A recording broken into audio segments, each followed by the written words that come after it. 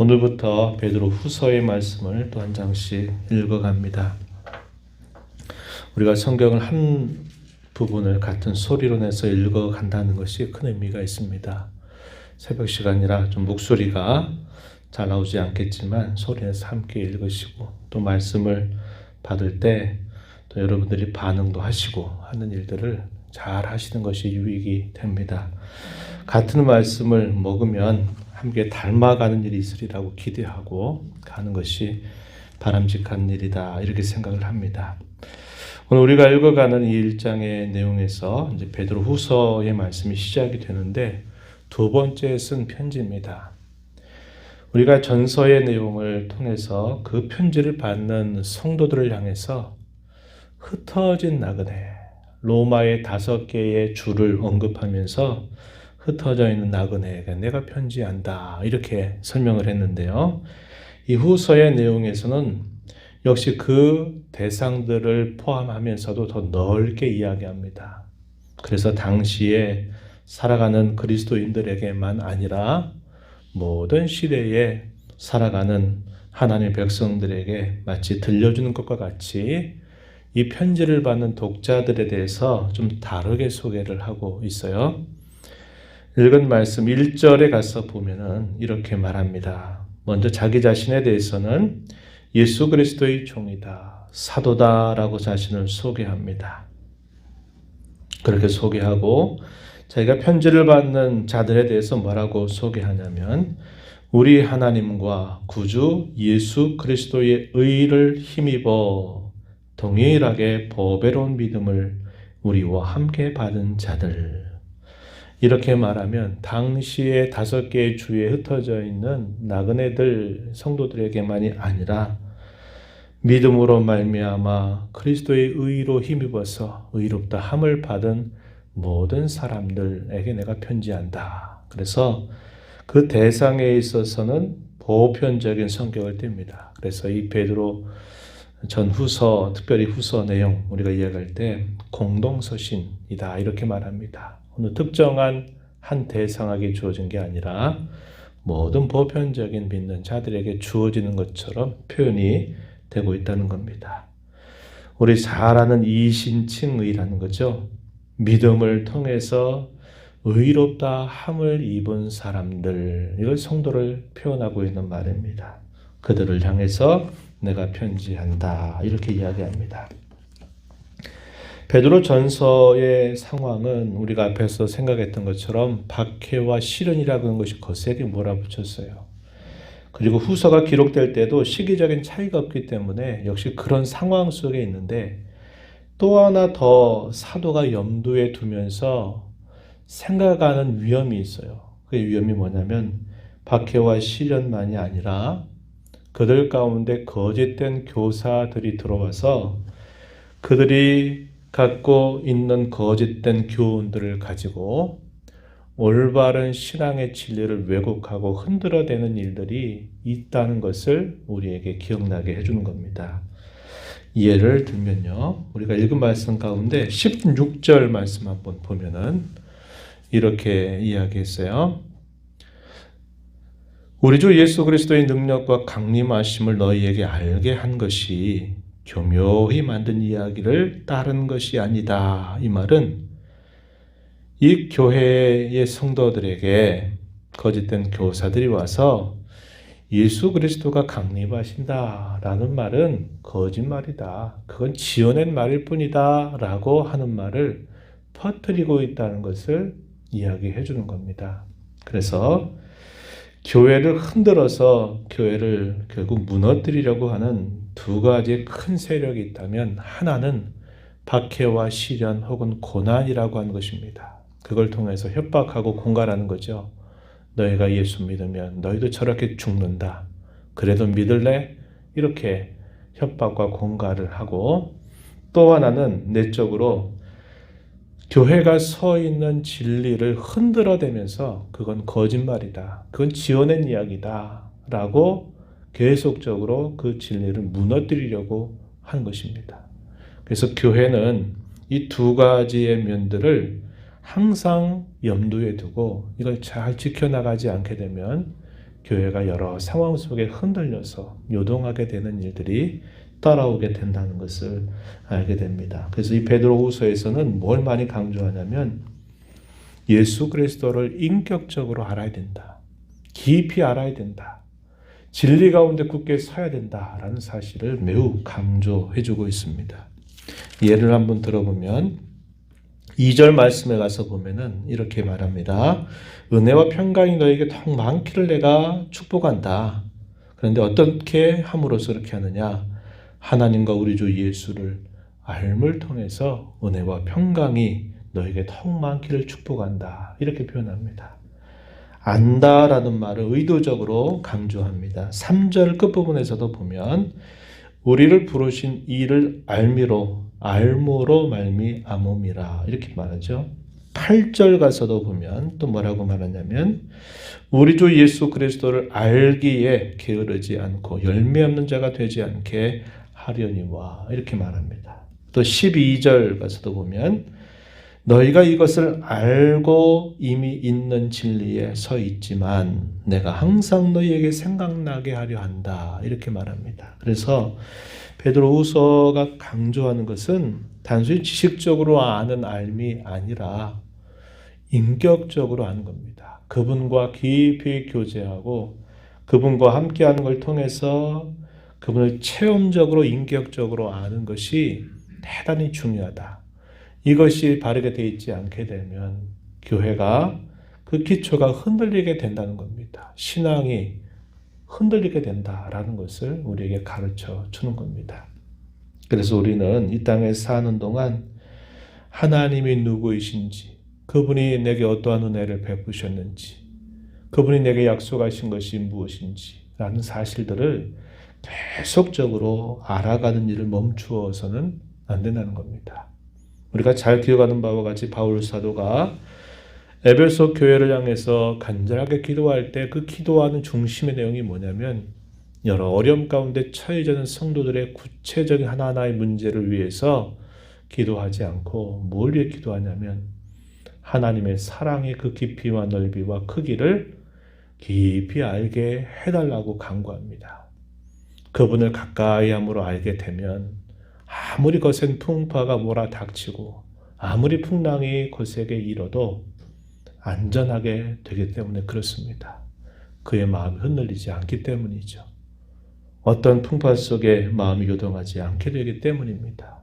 그래서 저와 여러분도 마찬가지입니다. 우리가 서 있는 이 신앙에 그 자리에 그대로 안주하고 머물러 있어서는 안 되고 그 믿음에서 계속적으로 성장하고 성숙해 가는 일을 해야 되는데 가장 중요한 그 자세가 뭐냐면 그분을 가까이 하면서 그분이 누구이신가를 인격적으로 알아가는 것이다 하는 겁니다. 이것은 우리가 하나님의 말씀을 계속적으로 듣고 배우고 또 묵상하고 하는 일뿐만 아니라 그 말씀을 따라 삶으로 말미암아 주께서 말하셨던 이 말씀이 맞는 말씀이구나. 이렇게 체험이 되고 경험이 되는 말씀이구나 하는 것들이 우리의 삶 속에 계속적으로 쌓여져 가야만 된다라는 것을 우리에게 가르쳐 주는 겁니다. 그래서 이 베드로 후서에서 사도는 아는 일들을 대단히 강조하는 겁니다. 그래서 이 알은 인격적인 알미고 주님을 가까이 함으로 깊이 알아가는 알을 뜻하는 말이에요. 이것을 강조하는 겁니다. 그러면서 1장에서 초두에 뭐라고 말하냐면 계속적으로 우리는 자라가야 된다. 성숙해야 된다라는 사실을 이야기하는데 먼저 우리에게 성도에게 주신 특별한 은혜가 무엇인가를 먼저 소개해 줍니다. 두 가지 정도로 정리해 볼 수 있겠는데요. 3절, 4절에 이 내용들이 표현되는데 3절에서 뭐라고 말하냐면 신적인 능력을 주셔서 생명과 경건에 속한 모든 것을 받게 하셨다는 겁니다. 누구에게?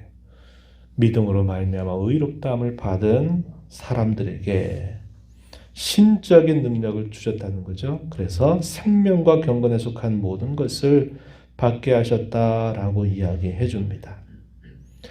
또 4절 가면 두 번째 뭐에 대해서 얘기하냐면 하나님께서 보배롭고 지극히 큰 약속을 주셨다. 이것이 성도가 받은 은혜다, 특권이다 라고 소개를 해줍니다. 거기엔 목적이 있고 기대가 있는데 그게 뭐냐면 신성한 성품에 참여하게 하시려는 목적이 있다라고 이야기해 줍니다. 이 신성한 성품은 반대되는 것이 있어요. 뭐냐? 세상에서 정력으로 썩어질 것들, 쉽게 말하면 옛사람의 모습들, 이것과는 반대되는 것이다.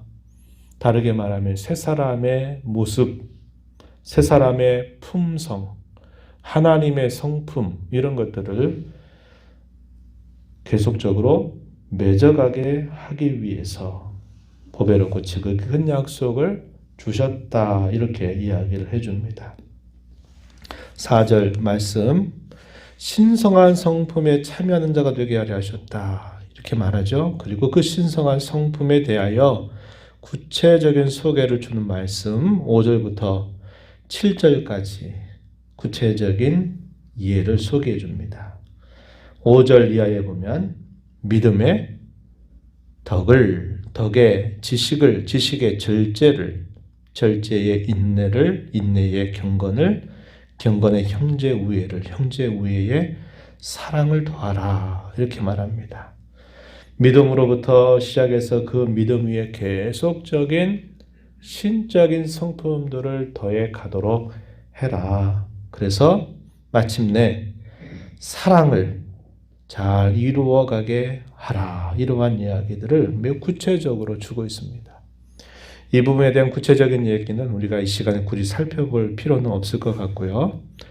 여기서 강조한 것은 뭐냐면 우리의 믿음이 그 믿음 안에 그대로 안주하지 말고 그 믿음은 계속적으로 성숙해야 되는데 그 성숙이라고 하는 것이 뭐냐? 그것은 신적인 성품에 참여하는 것이다. 이 말입니다. 교회에서 내가 신앙생활 하다가 일반 초신자가 이제 기존 신자가 되고 또 직분을 받아서 서리 집사가 되고 또 안수 집사가 되고 권사가 되고 장로가 되고 이렇게 되는 것이 우리 신앙의 성장이나 성숙을 나타내주는 하나의 표가 될 수 있을는지 모르지만 그게 전부는 아니라는 거예요. 더 중요한 건 뭐냐?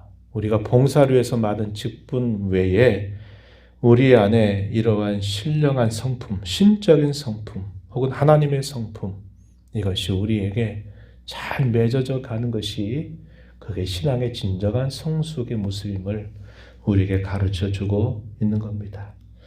늘 강조하듯이 일과 사건이라고 하는 것은 있다가 없어지고 또 없다가 있고 늘 지나가는 일입니다. 그런 일이 지나가고 날 때 그 자리에 뭐가 남냐면 우리의 성품, 우리의 인격적인 신앙의 모습들이 열매로 남도록 항상 거기에 주의를 기울여야 한다 이 말이죠. 교회 봉사 잘했는데 봉사하고 나서 싸우고 다투고 미워하고 시기한다? 하나님 결코 기뻐하지 않으시는 모습이 될 겁니다. 하나님이 그분의 일을 못하셔가지고 우리에게 맡겨주신 거 아니거든요. 그런 일을 감당하게 하시면서 우리를 성장하게 하시고 우리를 성숙하게 하시려는 기대를 가지고 모자람 많고 연약하고 부족한 우리를 불러서 은사 주시고 직분 주시고 교회 가운데 섬기도록 그런 일들을 맡겨주신 거예요. 하나님이 하시면 그냥 다 하십니다. 그런데 왜 부족한 우리를 불러서 봉사하게 하시고 직분을 주시고 이런 일을 하게 하십니까? 부족한 우리를 돌아보고 서로 협력해서 좋은 열매를 맺어가게 하시려는 기대가 있는 거예요. 그런데 그런 일들을 하고 나서 결국 그 끝이 다투고 서로 분쟁하고 마음이 나누어지고 그렇게 된다면 그건 주님의 기대와는 전혀 다른 모습이 되고 마는 겁니다. 그래서 우리는 우리가 받은 이 믿음을 기초로 해서 끊임없이 성장하고 성숙해 가는 일에 힘을 기울여야 된다. 이것을 꼭 기억해야 합니다. 이런 일도 뭐냐? 이것도 그리스도를 깊이 알아가는 모습이다 라고 우리에게 설명해 줍니다. 8절에 보면요.